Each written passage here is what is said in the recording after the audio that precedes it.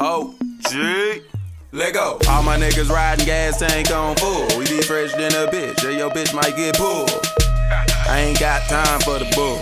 I ain't got time for the bull. Okay, all my niggas riding gas tank on full. We be fresh than a bitch. Yeah, your bitch might get pulled. If you see us in the street. Yo, what's good, man? It's your boy Riley, aka Riley the Great, and you're now tuned in to another episode of the Millennial Mayhem podcast. Another one. Hey, as you guys already know, I got my boy / cousin Tony D with me. What's good, boy? What's happening, dog? Shit, chilling, man. Chilling. That's what's up, dog. And then we got to the far end of the table because we got a new setup now. King Light Skin, Young Ray Matthews. What's good, G? I'm over here basking in these Western Conference Finals. For those of y'all that are tuned into the YouTube, you can see my Bron mask on. Championship stars on the side. He ain't got one, but we looking real good. Yeah, shut up, man. Hey, we got a guest today. Indeed. Somebody new to the table. Yes, sir. She is a published makeup artist as well as an educator.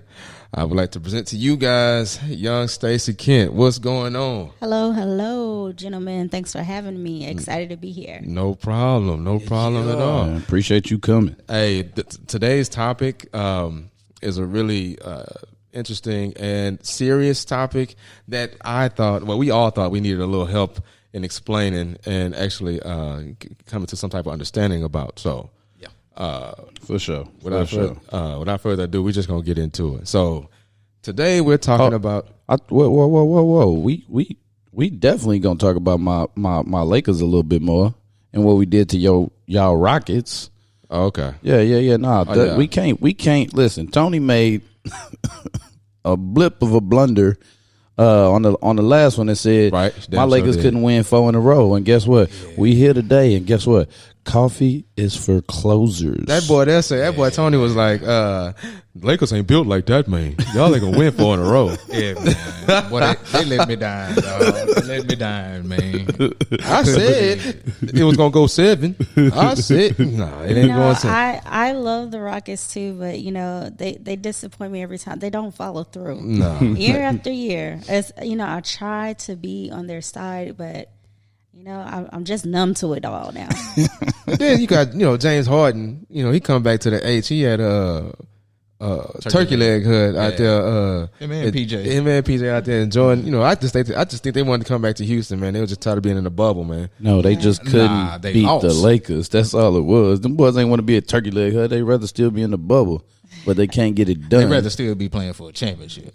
But they took that L, man, and they back. Russ, sorry.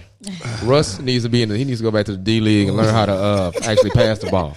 That was the stupidest trade in the world. They should have just kept Chris Paul. I wouldn't say that it was stupid. I just don't think that he ever healed after getting that COVID and then messing up his quad. Because before all of that, Russ was going on fire. Yeah, he was on fire. He was going off. That ain't got nothing to do with you're decision. blaming COVID and his quad. Okay. And his quad. Because when he came back, he messed up his quad. Okay. That ain't That's got what nothing I'm saying. Bro, that don't have nothing to do with decision making. Your quad has nothing to do with the decisions that you're making. But his quad affected him smoking layups. We're talking about turnovers. He even said, turnovers I get because that's Russ. But him smoking layups and he always smoke layups, bro. Not like that, bro. Man, that nigga soft. He was a whole nother player before all of this. But it is what it is, dog. They lost. Like my brother said. My brother said, Russ is the sorriest great player he's ever seen in his life. Like, this dude is great, but he's the sorriest of the greats. I think he said after game 1, he was like, man, or after game 2, he's like, I just feel like I'm just out there running around. Like, energize a bunny head ass. That's what you look like. Yeah, you do. That's why y'all took that L. But we you know what I'm saying? I ain't gonna style on y'all too much, baby. We got an It is what it is, dog. Yeah, that's what it is. Yeah, but we had to get that out the way because Ray's a Laker fan, we're Rockets fans, and then they just beat the shit out of us. So he gotta give him his time to gloat about it. Yeah, understandably so. But it 2020 been a weird year. All this stuff is going on. I just felt so out of place.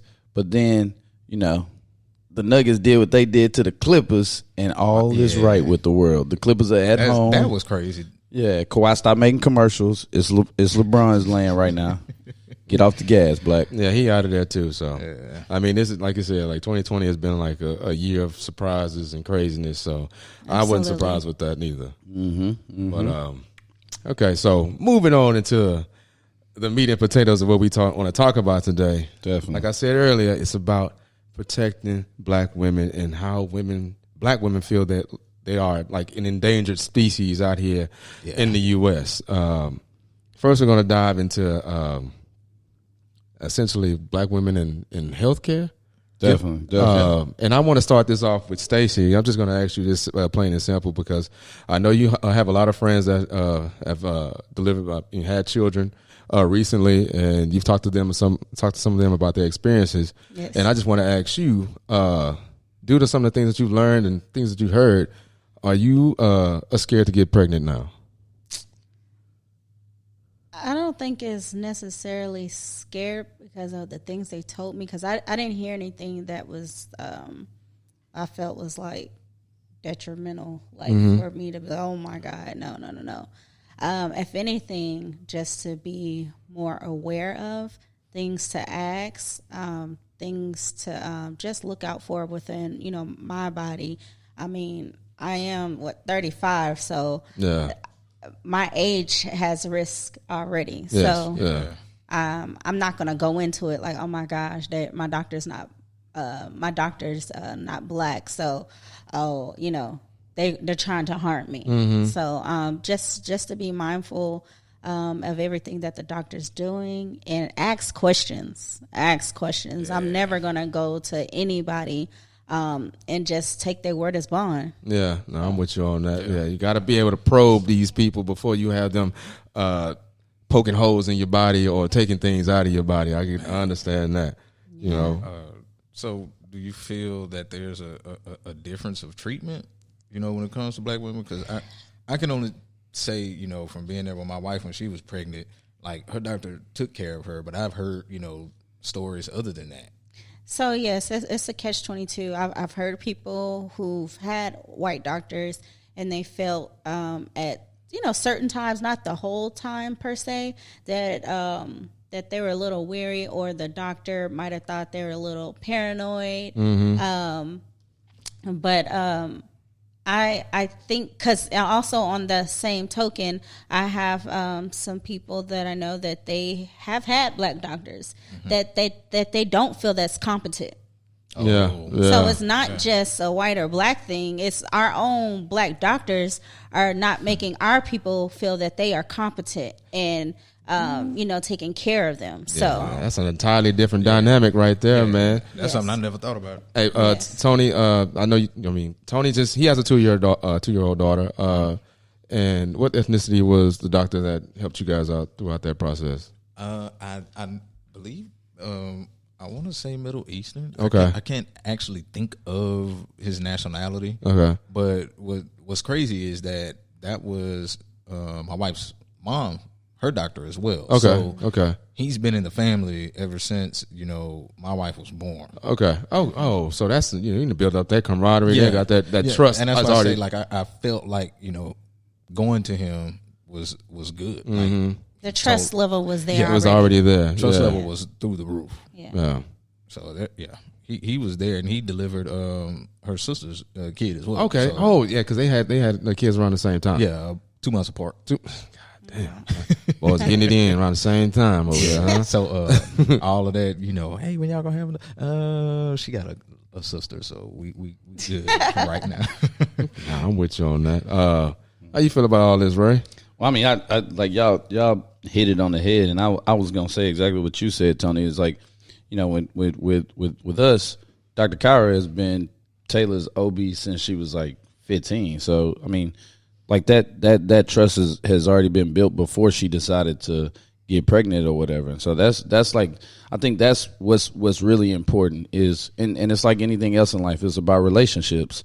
You gotta build that relationship, ask those questions so that you do feel comfortable, and find somebody that you're comfortable with before you get in a situation where you get pregnant or something like that.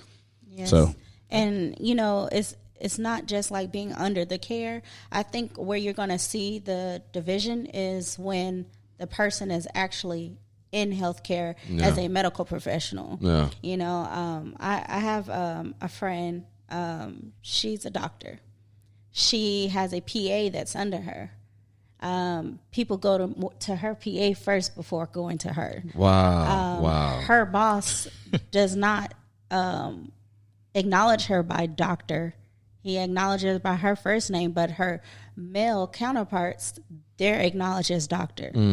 So, you know, you have things like that, you know, for some, whatever reason, it doesn't matter if someone looks young or not, because I know that comes up a lot. Especially like some of my friends that I know, they're in the medical field, in like leadership, like let's say nurse practitioner. So they're caring for these patients, and sometimes it's the patients themselves that don't respect them. Oh wow. So That's deep. That's a whole different. That's a whole different level. Man. Exactly. That's a completely different level when it comes to women in the healthcare sector or whatnot. Do you think that is like different from black males? You think absolutely. You think so? Yes. You think it's worse for women than it is for black males in the medical field? Possibly, yes. I you know, I would have to, you know, do some more research and, you know, ask both ends, but I'm almost most certain. I do have a male friend that is a doctor, but I've never heard of him having any experience like that. Okay, yeah. It's just natural in society. That's just what men tend to do to women. Yeah. And then for black women, it's like it's even it's a double whammy. Yeah, it's like you dealing with being black, and then you're dealing with being a woman. It's like that. So I'm sure that it happens more than, you know, we think that it happens. It's like, as a woman, you go to school, get all this education, you know, get licensed as a doctor, and then you still got to deal with that. Like that's shitty, bro. All that, man. And you know, fun fact, you know, for you guys out there, according to a website that I checked out called Black Women's Health Imperative, it said that mortality rates are 3 to 4 more. Women, black women, have a 3 to 4 times more chance of some type of mortality issue or complication when it comes to their pregnancy in today's society. So, man. And you know what? Like the statistics is high, but let's be real and let's just step back and think. When someone decides to have a baby, the ideal thing is to prepare your body. Yeah. So there can already be predisposing factors that are in the way of a pregnancy. Okay. Yeah. So, I mean, we can't just say, oh, they didn't have the best interest, but let's go back and let's unpeel it. There's multi-layers there. So what was going on with the woman's body? Technically, the person should be taking folic acid. They should be working out, preparing the body for the birth itself. There's so many factors, like far as eating, hydration. Because we all eat like shit right now, bro. Like, I think Yeah. pretty much all of us, and all this shit is processed food. Even the stuff that's all packaged and, you know what I'm saying, they say it's organic. It still has some extra shit up in it before it hits the shelves or whatnot. So I mean, like, to be honest, like, one day when I have a child, one reason why I do want to work out hard right now is to prepare my body. I already feel aches and pains now. and I don't have no kids. I'm like, so I just want to have my body ready. That's that 30 plus. All right. and that's the thing, bro. Like, all right, you know, our grandma had what, 7? Yeah. And our great grandmother had what? Ooh. 13? And my grandmother had 16. Yeah. But they were putting them out like it was nobody's business. But now, like, women can't, you know, they be struggling with one, almost about to die off of one. Like, but back then, they didn't have processed stuff and all this other stuff. Yeah, they didn't have a lot of processed food. Yeah. They was growing everything. Exactly. A lot Farming, of stuff. growing. Yes. Yep. Yeah. Yes. And we just as black people, we naturally just have those health issues that you have issues with during pregnancy, high blood pressure, diabetes, like that stuff is just prevalent in our community. Well, Yeah. it's So- about what you put in your body. Right, That's so- what Stacey was saying. Like, I think as black people, you know, just aside from pregnancy, you know, we deal with a lot of health issues based by what we are digesting. Yes, absolutely. You know, another thing, I did some research, and one thing I found, I'm not surprised, but when it comes to like different researchers, you need people to, participate in those research. You don't get a lot of black women, to say that they're going to do it. And Really? I'm like, You talking about like clinical trials and all that good clinical stuff? trials. Sorry, I had drew a blank. But they're not going to do it. I mean, for one reason, they see out in the world through news media, social media, how women are treated. You can think back to Tuskegee Project. Exactly. You can think about so many different things. Like nobody, yet alone a black woman, is going to be like, oh yes, I trust y'all to experiment with this drug on me. Right. So that's one huge reason. I'm pretty sure that the numbers for black women in these different clinical trials is low. And that's why, man, if scary movies were real, wouldn't no black people die. Because everybody won't go, hey, what? Is that a crack in the door? No, I'm going to go the other way, fam. Like it's just like with clinical trials and things like that. I don't know any like black person that has ever talked about being a guinea pig for some type of experimental drug or anything like that. Actually, I did. A total random. I remember studying in the Starbucks before going to class one time, and this guy just came up talking to me and my classmate, and he showed us this website. He was letting us know he had a kid on the way, and he was in between jobs, and he's been making like $10,000 like per clinical trial and stuff. But he also said since he had just found out that he's had a kid on the way, he's kind of scared because of some of the clinical trials he did. He was like, I hope nothing happens to my child. Damn, man. That's crazy. Yeah, I couldn't. I don't. No. Listen, at my brokest point. I mean, I thought about it before, like, oh man, let me go make this extra money. But listen, at my brokest point, I will go sell some peen before I go do a clinical trial. No way. No way. Would you ever donate sperm, bro? Oh, I mean, I'm all about it. You might have kids out there you don't even know nothing about. That's cool. $40 a pop. Hey, the world. I know, like those clinical trials. I'm going to get plasma today. The only thing I think the timing of some of those clinical trials are a little off. Like when Shay was in labor, they want to come do a trial on her, and I'm like, bro, my wife is in pain. Y'all get y'all ass up out of here. If you're not trying to ease her pain, like right now, I don't want to hear nothing about trying something. If it ain't the epidural, get your ass out. Yeah, okay. I feel you, but sometimes it is needed because the body is responding the way they need to figure out if it's a certain drug, but the body needs to be in that response in order for them to test it. Well, I do. I can only, my bad. I can only, I'm the man, and I'm sitting there, and I'm looking at my wife, in pain, and I'm like, all right, what you need? And, I'm asking her what she needs, and she like, hey, look, just tell them to give me an epidural. If they can't do that, then don't touch me, don't bother me. And that brings up another question, and this is geared towards you two guys because you guys do have children. When your woman was going through this process, did you guys educate yourselves on the process of delivering babies, just so you can be more well versed and know the type of terminologies that the doctors are spewing when you when she's in labor or when you're in there with her? A little bit. I didn't indulge a whole bunch, but I picked up some articles and some magazines and tried to get a little knowledge about what was going on. But I didn't try to get no PhD or anything. I was just like, all right, this is what I need to do to help out, and this is what she may be going through, and then that was it. I wasn't trying to dive off the deep end. Were y'all ever nervous when they were in labor? Were you ever had a moment like, oh, you know what I'm saying? Like, absolutely. Okay. Absolutely. Well, she probably don't want. Well, I'll tell the story anyway. But she didn't dilate,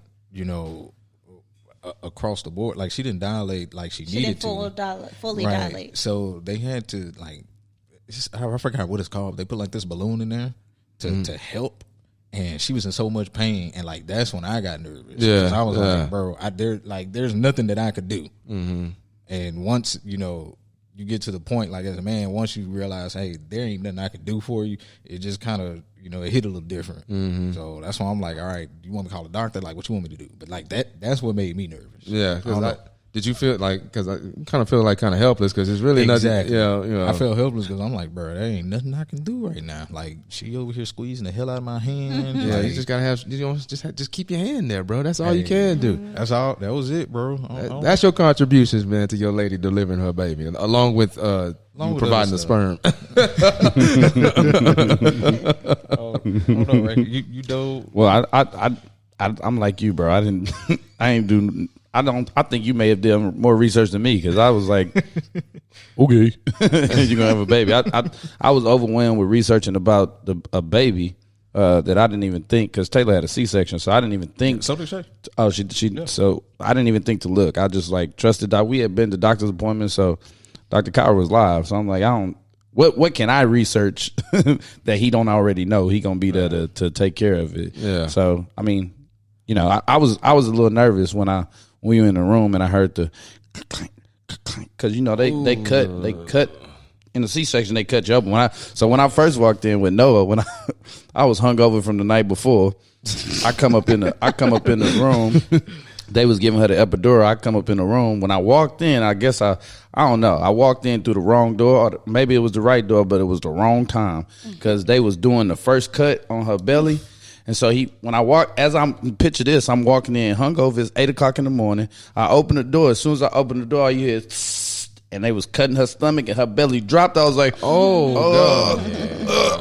I think I came through the wrong door. He said, no, you're fine. Just come back here. I said, okay, come back there. I went around. Taylor's like, you gonna look over? I'm like, hell no. I did. It's not pretty. The second time I tried, but I've seen it. I've seen it done, and I'm like, no wonder women are so sore after. Like all the pulling and tugging, pulling and tugging. That's what made me nervous right there. That because I could hear them cranking it to open it, to like hold her stomach open to get the baby, and I was like, the hell is going on? You smell it. It's the worst smell in the world. Because the laser I think it's cauterize. Yeah, to help with the bleeding. Is that what the laser's called? Yeah, okay. Not looking forward to that. Not looking forward to that. No, well, I'll say this, man. Just hope and pray for vaginal. Thank you.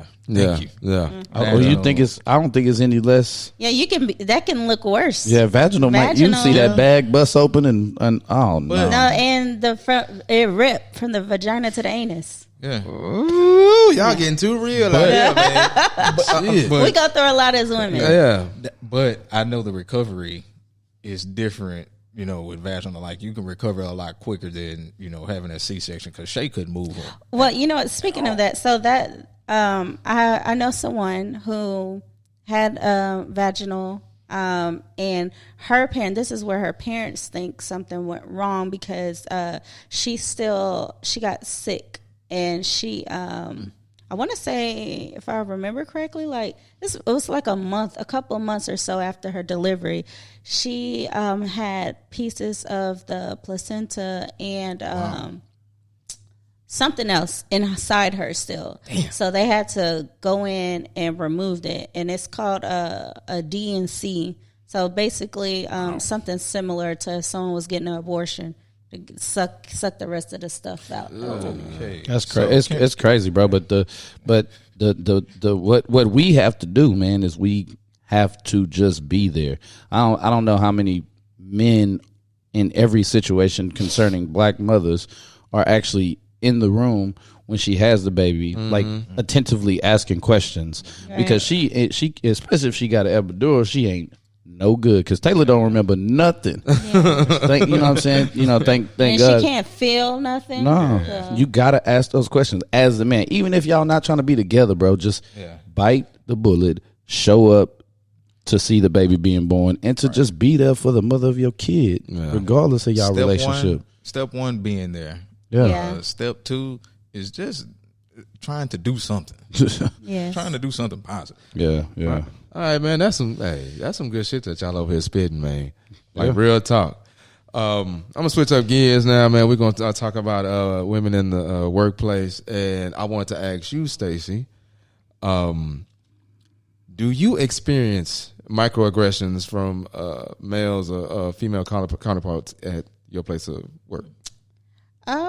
Like a lot of it. What's microaggression? Sorry. Yeah, I was going to say, Like, Gotta you know, explain. passive aggressive SAT stuff. word. Like, you know, like people just kind of like, you know, making little smart remarks under the breath and, you know, trying to like, or those type, you know, those type of emails that we sometimes send that you can tell like it's a little attitude behind it, but my last email. Yeah, you yes. know, Now, like- yes, All right, Karen. I can definitely via email because what I used to do with students, I had to, you know, communicate with their homeschool teacher, and oh my gosh, and that's why I never deleted an email because I knew I was gonna have to pull it back up, and I'm good. And once I see the tone or read the tone in an email and it's negative, I'm like, oh, per our conversation.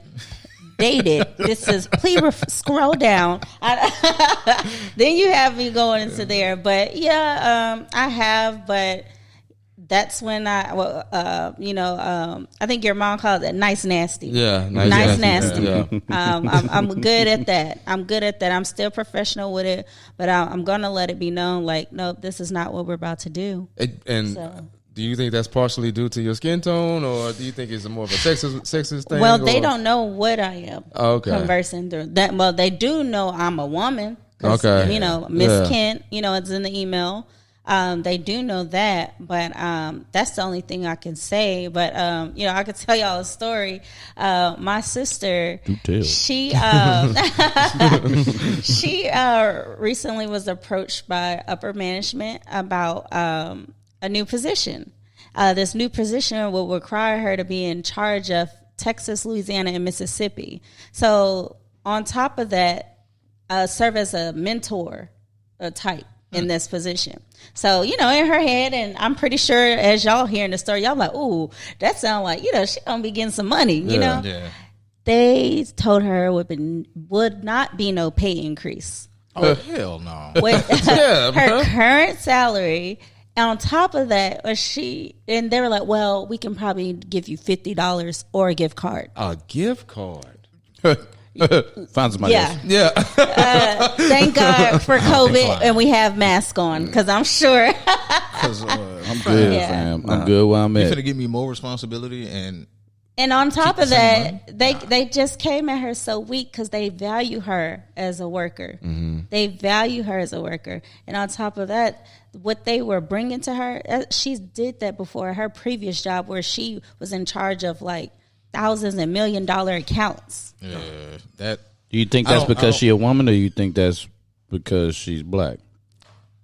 Possibly both. Yeah. That's why I say it's tough. I don't man. think that they value her if they would do something like that. That's my. Now they can say, "Oh yeah, you know, you do good work, but you know, we value you in this position, but not to, you know, do better." Well, I don't know. I just think it's mixed. Yeah. You know, it's mixed. Like, they do value her, but when it comes to the pocket, it's like, ugh. But it's just, I just feel like in corporate, it's all mixed up because, you know, on the other end, they have where a corporate is located. Yeah. They have people who literally throughout the meeting is like, "Oh, I don't know nothing. I'm just the owner's son, so that's why I'm a manager." That's nothing crazy, about man. nothing. That's crazy. They could totally value her as an employee, but when it comes to, like you said, when it comes to money, it's different. They're gonna try to see what they can get out of you to see if they can get, and it just comes down to you professionally, like handling the situation, like, you know what I'm saying, like without your emotion, just crunch your numbers and let's revisit this conversation. Right. I have a rule. If you value me, compensate me. Yeah. It's that simple. Yeah. That's just like your situation. $20 an hour. Oh yeah. Nah, they got me all. Yeah. Nah, fam, I'm good. I'll just stay at home. Yeah. I stay at home and run and work out 2 times a day and relax and do what I've been, because I'm not coming back to work for 20 for 20. No. No. Yeah. No. Right. I mean, I feel you. I love the company, but I'm not coming back for that. No. Yeah. Now I will ask you two guys. Do you guys think that the expectations for black women in corporate America are they higher than like for us or whatnot? Because I know I've had some situations at certain jobs to where you know, I can't even lie, dude. I felt like I was doing a really good job, and I feel like I was getting praise, and everybody was coming to me like, oh, Steve, that's such you did a really great job. And I had a female counterpart that was, I'm talking about humping it, dude. Like she was night in, day in, day out, working like from like 6 to 6, every day, getting research for certain things that they needed for presentations. And then, after she completed all that, some of it wasn't, all the way, it wasn't entirely accurate, but she was kind of, brainstorming and, just kind of using her degree to try to figure out something that can help improve the company. And then, after she did her presentation, some people kind of came at her like, like she ain't do shit. And I'm looking at her knowing that I know that she didn't, went through the ringer with it. So how do you guys feel about that? You think that, for women, it's just like a little bit higher? I do believe so. And I do think that it comes from one, being black, because I do think that no matter what, we're expected to perform higher than or better than our counterparts if they were to get the job. Yeah. Or just say a manager position. I do believe that we're expected now. For black women, I do believe that they're held to a higher standard. Like, can't, get too mad, but you got to be stern. You got to be, firm. Yeah. You can't, you can't show up your boss, but you got to show that you're initiating things and you're motivating. Like, I do think that black women do get held to a higher standard, and it kind of sucks, because I mean, me too. I've seen, some of my counterparts, some of my coworkers, like they do tremendous jobs, and all of the time they don't get the same praise that, somebody else would, a different skin tone, or, if they were a male. Yeah. Ray, is it like that for your industry? For my industry is semi like that, because obviously the women get women in my industry is reversed, because they get the priority, because everybody wants to go to the bar with a pretty girl. I mean, if you're a pretty girl, now if you're an ugly girl, it may be different. Or if you're viewed as ugly in their eyes, it may be different. But pretty women get special treatment. Them girls at Twin Peaks make $500 a night just because they're pretty. You know what I'm saying? So it's kind of reversed in my industry, but I see it all the time. From talking to other people, and so I can imagine just being a male. The male ego is like it's a crazy thing to deal with, especially when it's portrayed on a woman. Like if I have an ego, Steve, and it's hard for me to portray my ego on you or put my ego on you in a situation like that, because you could defend yourself. So like I'm already like a little like I ain't just gonna come at you weak, even if I'm your boss, because your arm is bigger than my leg. So like I ain't gonna come at you weak, right? But if I'm Stacy boss, it's easier for me to come at Stacy weak, because I feel like Stacy can't defend herself, or maybe she can, but she can't defend herself against me as a man. And so for black women in those types of situations, I can only imagine what it's like when your boss is a man and he want to portray his ego on you. It's probably one, because you're a woman, and then two, because you're black, is that much harder for you to defend yourself in those types of situations. So now, would you like in that situation that you just explained? Would you step in on stuff like that if you seen some stuff like that at your place of employment?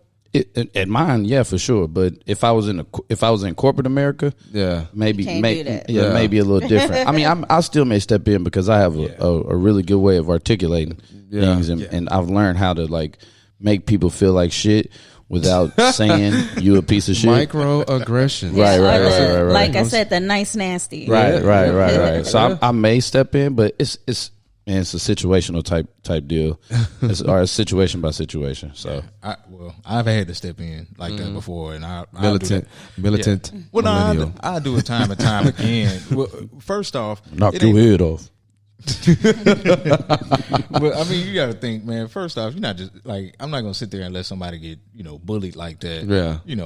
First and foremost, and then second of all, this is a black woman. Like, if I can't step in and help her out, then who should she expect to do it? Yeah. Yeah. You know what I'm saying? Like, I'm not like that. Slow hand clap. Slow hand clap. Yeah, I wish I knew the button. I would have pressed it. Hey, I was trying to give you the signal. Steve, come on, please. We need some clapping hands. I would have hit something and then Need to print intro the would have pictures came. out and tape them on there. Hey, press the buttons and figure it out, man. We good. Come on, let's go. We Man. good, man. But Stacey, just a question: do you think that once a black woman, once she reaches, a certain point, in a company, do you think that, is it bad that she now has to be the poster girl for all black women? Because I see that happen as well. Like when a black, you look at, HISD, they have a black superintendent, right? Right now, right? Black woman, I think she's doing a good job. However, it's people that really look at her like, all right, this is how, black women are supposed to act, or we got too many black women in position of power. Like it all, like that one person just becomes, the topic of conversation for all black women. Yeah, the representation of the entire damn race, man. Yeah. Now, I do know that some people, when that happens, they can fall under that umbrella. Yeah. They allow that one person. But the beauty of a black woman is we come in all shapes, forms, mentally. Come on. You never know what you're gonna get, and that's the beauty of it. So they shouldn't allow that because they're stumping their growth. If they don't allow themselves to be, just in the presence of a black woman and just the different facets we come in. That's just what people naturally do with anything, though, right? Like. That black woman is the example, or what every black woman has to be like, or that rapper is that way. So every black male is a thug and sags and does all this extra shit. We have society to thank for that, right? That's just what we do, and it's sad, bro. Yeah. It's sad. Like what TV makes it seem like she's single. She's always single with a whole bunch of kids on food stamps. Get out of here. With a high school education, if that. Get out of here, man. That's whack. That's weak. That is whack as hell, man. But weak. But shit happens. It's some out there like that, but that is not the standard, or that's not. That is not the standard. Right. That's not the poster. That's not supposed to be the poster. Right. The poster girl for all black. And women. you know what? And even if she does fit that stereotype, that doesn't put her below a woman that does have different accolades. No way. No way. Because I've seen women with, PhD, great, careers, and they are shitty individuals. Like, I'm so serious. Like, and I hate seeing that because as just as somebody that always wants to see positivity in people. Like, hey man, just because you got this nice house and this nice career, you don't have to treat nobody like exactly. that. Now that I don't like. And this is why I asked the question, because sometimes that black woman that in that higher up position, they put act a bad like that, taste. and yeah. then they're I told you we can't hire them. Yeah. They just waiting to say this is why we don't give black people a chance, because I think one of the black coaches was talking about that in the NBA or something, how he was like, I forget who it was, he's like, black coaches are never set up like Steve Nash was set up with the Brooklyn situation. He's like, we get into a situation where they done dumped the whole team and they want you to make magic out of nothing. It's like, you give me all these D-League players and mad because I'm losing. No, I mean, set me up like you set Steve Nash up. And I can, for black women is in the corporate world, Stacey, do you, because we always get that stereotype of like black women being like super aggressive and, you know what I'm saying, like, mean or whatever. Do you feel that, like, people like give you that, like, you anytime you just about to go off, are you saying something they like, whoa, it's like, bro, I wasn't, there it goes. I wasn't being aggressive with you, we just talking. Do you get that in? I've never had that experience, but I'm gonna say this, it's not the other people sometimes. It's our own black people, our own black women, women against women. Now, I've seen that plenty of times. And that's where it's sad. It's like, it is not a competition. I didn't do anything to you. I'm trying to help you while you help me. You know, we're all, you know, different years of experience. But, you know, there's a lot of things you're good at. There's a lot of things I'm good at. There's a lot of good things that you might not be good at that I'm good at. And we're supposed to help each other out. But that's where I have an issue. I feel like sometimes we can't look at the black man in certain situations because it be the black woman that's putting her own sister down. It's your own people. That's crazy. Be your own people. Why we be trying to stun on each other so hard? Exactly. I think people fail to believe it's like, just because we're doing the same thing does not mean I'm going to stump your growth. Right. Like I have, like, shoot, as a makeup artist, there's how many makeup artists in this city alone? Tons of them. Yeah. But nobody does makeup like Stacy. You know, people like me for my work. They love my work. You know, if they don't, they have another artist to choose from. Right. You know, in this industry, I'm always looking out for other people. Hey, can you? If I'm not available, instantly. Hey, check this person out. If you do like them, let me know. I'll hit you, give the contact, or I'm always posting, you know, because just because you do something, we do the same thing, does not mean that we're going to stop each other from growing. God's going to bless us in different ways. That's just how I feel. Right. It's enough for everybody. And I understand that completely. I understand everything that you guys just said, but we can't keep pushing that narrative because people from other races will use that as a means to be the way that they are. Of course, there are certain women, you know, that you know some people do have that crabs in a bucket type mentality. However, we can't keep spewing that because if we keep spewing it, then people will try to use that against us. Like there are always bad apples in on every tree, always. Yeah, but. Instead of highlighting the negativity when it comes to women dealing with women, because we know black women need to protect black women just as much as I feel like black men should protect black women as well. So I hate to cut you off because Stacey said something like it's in the same realm of what you're saying. You know, you said, you know, some of this black men can't do, but I do think that there's always a time and a place for black men to step in and say, hey, you know, you group of black women, y'all shouldn't, like, we can step in. Y'all shouldn't be treating her like that. Like, she trying to help y'all out. Absolutely. Like, that's a form, to me, that's a form of protecting. Yeah, that's true. That jealousy and, you know, that talking down, it could, you know, be very detrimental to everybody involved. It can be very detrimental to everybody involved. Not just, you know, it can triculate from, you know, from women on to us and everything. Yeah. So we all got to be mindful of that type of stuff, man. Yeah, absolutely. I got a question for Ray. You know, since we moving on to the next segment. In your life, have you ever hit a woman? Nah, but I shake the shit out of you. Nah, I never put my hands on any woman, man. I ain't about that life, man. I watched my mama being in multiple abusive relationships growing up. Yeah, man, that's crazy. I watched, you know, my sister, you know, do the same. That's one thing that I will never do. I'll cheat, but I ain't gonna punch. That's crazy. I'm getting over the first part of that one. I'm getting over that, but I ain't never. And I you know, I've been in a situation where a female, I've been blackout drunk, and a female punched me in the face, and I grabbed her. And I almost did a suplex on her, but I let her go, and I walked out. I was that's when I knew that I would never put my hands, because I was blackout drunk. I should have knocked her out. She should have slept right then.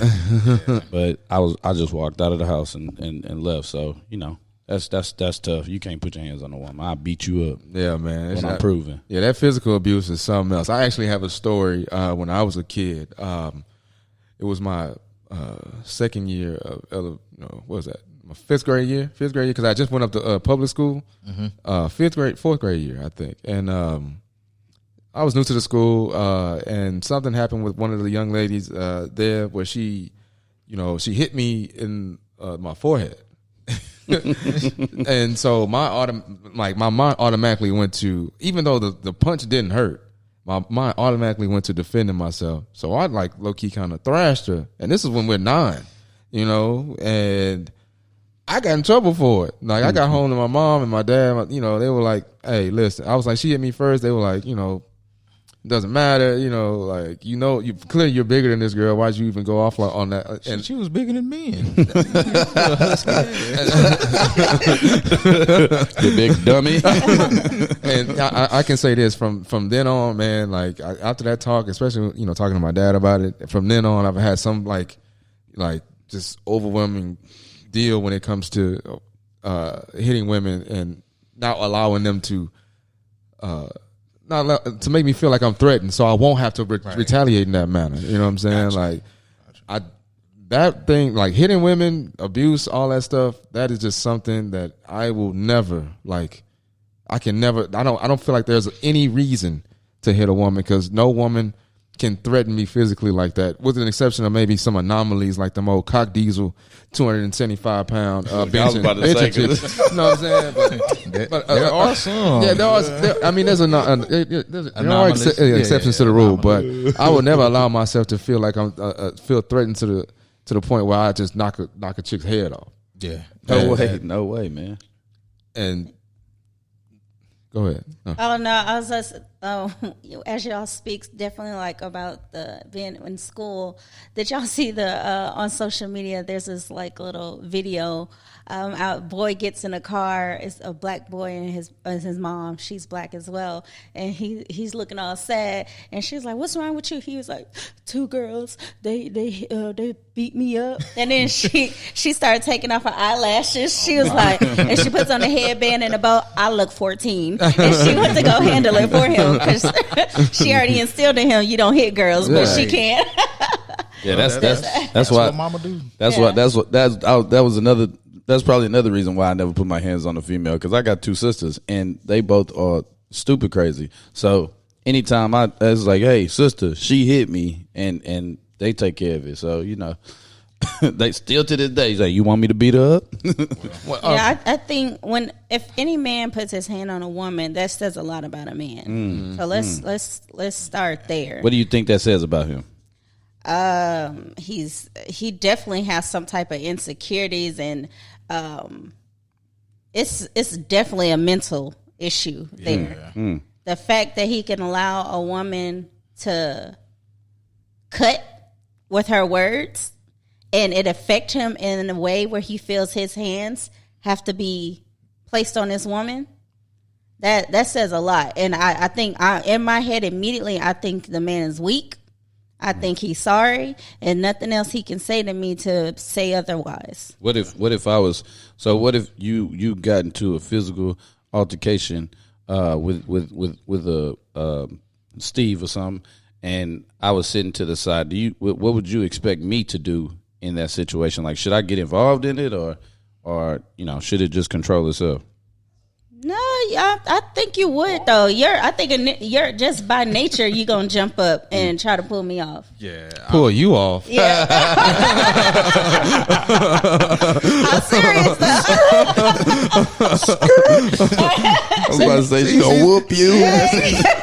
She's been talking like she beat people up, man. He ain't had a fight since she was like 5 years old. Talking like she beat people up, man.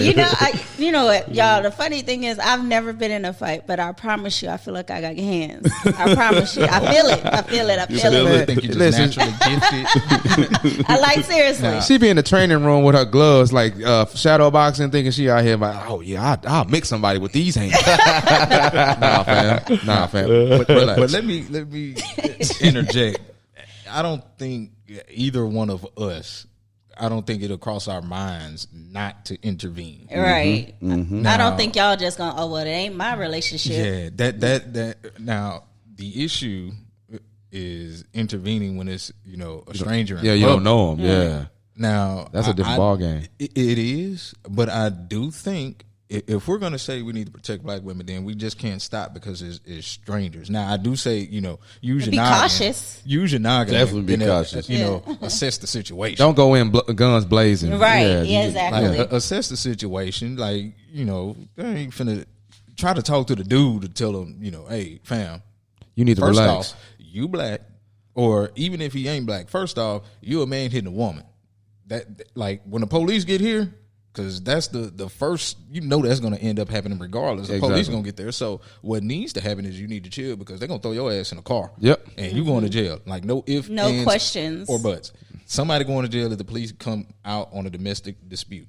Yeah. Now, if it ain't the man doing it, then, that's a different case. But we talking about protecting black women. So intervene that way. Yeah. That's crazy though, because sometimes, man, in some situations, man, listen, it's tough to intervene, bro, because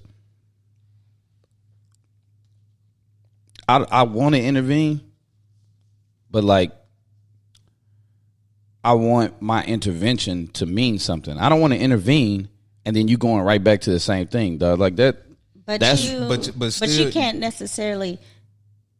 I don't think you should go in like, oh, I want something to happen. You can only do what you can. Now, if you know that person, you have a relationship with that, then, but to go in like that, if a person has a pattern, like definitely for years, you're going to be disappointed because they're not about to just turn around and fix it. Right. I'll never look at, abuse like that. To say, all right, well, I'm not going to, intervene because they keep going back to it. No, because that abuse could eventually lead to something worse. Yeah. Right. So Fatality. Yeah, it could be a fatality. Like I've seen it.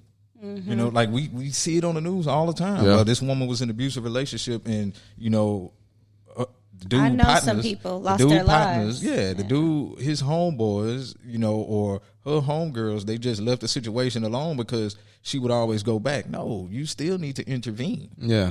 And Like you have to. And I told you last time we tried to do this. I told you guys. I think a lot of black men.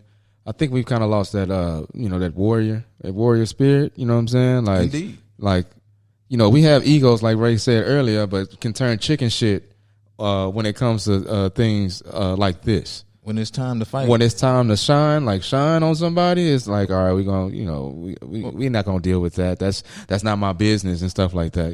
So I think, we really haven't. I think we lost that a long time ago. What Hov say? The tough guy disappear and the bitch come out. Yeah. That's what a lot of dudes be doing. Like, man, you see it on social media. Boy, I be calling dude, hey, nigga, you corny. Yeah. You corny as hell for like the dudes that was like siding with Tory Lanez and that Megan Thee Stallion Oh yeah, situation. that was Bro, there were so many dudes. It was like, well, she shouldn't have got out of pocket or saying, stupid shit. I'm like, dog, that's corny as hell, fam. Like that. Like, first off, ain't no woman, like you say, I don't give a woman that much power to make me that mad, behind words to make me want. First off, fight her, let alone shoot her. Yeah. Right. And dudes literally out here trying to come up with excuses and reasons. Well, Megan should have did, or Megan shouldn't have even been hanging with him. Like, dude. I was in comments like side eye and seeing who I knew. Like, man, I was unfollowing dude. I'm like, dog, this like, I can't even be involved with niggas like that. Let me just keep it 100 because first off, I got a daughter, and I tell all my homegirls, I tell my daughter, I tell Shay, hey, you see a predator nigga, shoot these niggas, tase them, pepper spray them. Like, don't play around with it. Like, So you encourage women having firearms and stuff like that. absolutely, Yeah. Well, I'll say this: encourage women to protect themselves from abuse. Okay. Because all the time a man ain't gonna, I'm not gonna be there. You're not gonna be there. To protect Stacey. She's just out. We're not always gonna be there. But if she can protect herself, she gives herself a fighting chance. Yeah. That's all. Man, keep something on you that'll get a nigga off you. You know what I'm saying? Straight up. That's it. My dad. I mean, that's male or female, man. Yep. Keep something on you that'll get a nigga off you because you just never know. And women, I mean, some women take it to the extreme, man. And some women just. I had a lady that had a taser on her, and she got a little tipsy, and she was at the bar just When you text, I wish somebody would come up to me and blah blah blah. I'm like, bro, relax. It's time to go home. Yeah, some scared You tactics. should have told Call her, her cab. Relax. your tab is closed. Right? Yeah. Yeah. Well, I do have a question for you, Stacey. Do you think, how women are objectified in media kind of curves guys' views of them in correlation to, protecting them? Or they think it's just like, well, you got yourself out there like that, then you can protect yourself. Like, you should be all right, Yeah, I do feel social media, songs, just like in general, like, yes, it does. It's sad, but that's how, I don't know when it started, but the view of a woman, someone brought it upon themselves to say, this is what a woman's supposed to look like, do, dress like, speak. A man did that. Yeah. A man did that. Yes. Yeah. So I'm sure whomever that man was, I know he's probably turning in his grave at the stuff now that, women do, to, express themselves, things that they feel like they should be able to say and, just do whatever they want to do, basically. Mm-hmm. But yes, some men, they see that stuff and that sways them, to feel like they do. Yeah, because I know a lot of guys, if a chick wears a tight dress or whatever, that's just free reign to go slap them on the ass and shit. And I'm like, you can't do that, man. I'm like, that's just because she wears firm fitted clothing and she has a nice body, man. You can't be able to grab no people. Even down to just calling her just to get her attention. I remember at TSU when I got there, walking on a tiger walk. I got say little mama, like, oh my God. I got to the point I just stopped responding. And some, if they really want to talk to me, they'll come, oh, you didn't hear me? No, I don't respond to that. If you want to get me, it says, excuse me, or something to that nature. Hey, but I don't respond to say little mama. Say little mama is like a staple of H-Town, though. Well, it wasn't for Stacey. Yeah, that's because you from Nova Scotia, bro. They don't Nova Scotia. They don't really? They don't have player lines out there. I hear it's say little mama. You know what I'm saying? Say red. Say red. You know what I'm saying? They say red. Let me holler at you. Any of these urban vernaculars that I don't like in reference to calling me or how I feel like, if I feel like it's disrespectful, I nip it in the bud. Even like in dating and stuff, if men did certain things, I nip it in the bud. Like breezy? Yeah, I got you early. No, Stacey is not a breezy. I don't care. I just don't like you. Whatever, breezy. Boy, finna get beat up. He doing that just for shits and giggles. But he knows. But that's just what the perception is, man. That's what drives everything, man. Sex sells, and so that's what women do, and it's okay. I think it's okay for men to have their opinion about it, like women have their opinion, right? What a man should do or dress look like, yeah. So it's not necessarily negative that because you got a short dress on. I think that's not ladylike or whatever. Like, it's not my job to go verbalize that to you, but it's okay for me to think like that. Now I don't think like that. Like, hey, wear that short dress. Like when a woman does that, and the men that feel like, hey, I can slap on the ass because she wearing something tight. Those are niggas I'm talking about that need to get tased. Yeah. First off, keep your hands to yourself. Yeah. Boundaries. Yeah, but I don't even know where that came about. Like, that just says touch me. Yeah, like no. Fam, keep your hands to yourself. Yeah. So that's essentially part of the things that we can do better as men in order to make sure that you guys feel like you are protected, right? Just kind of holding dudes accountable, holding our partners, your people accountable for certain things like that. And like Ray said earlier, just being there for the woman and, during pregnancy and being there for when the baby is here. Because you have a daughter. Yeah. Like we said earlier, 2 years old. That protection feeling, that thing, knowing when you're dealing with a good man and all the rest of that stuff, that kind of starts with at home. The father. At home. It starts at home. Right. I will say, that I don't think we can just stop at holding our homeboys accountable, because I know my homeboys are not abusive. Oh yeah, guys. right. Yeah, that's true. That's just preaching to the choir. Like this is something like when you see it, you got to call that shit out like up front, no matter who it is. Yeah. Like, hey fam, you don't need to be getting on like these dudes that be getting on the internet just to bash women. Like, fam, stop that corny shit, bro. You don't need to be doing that. Like that ain't what men do. Get on the internet every day to just bash women or go against whatever a woman is saying. Like that's not how we're gonna do that. And I think us as men just call that shit out.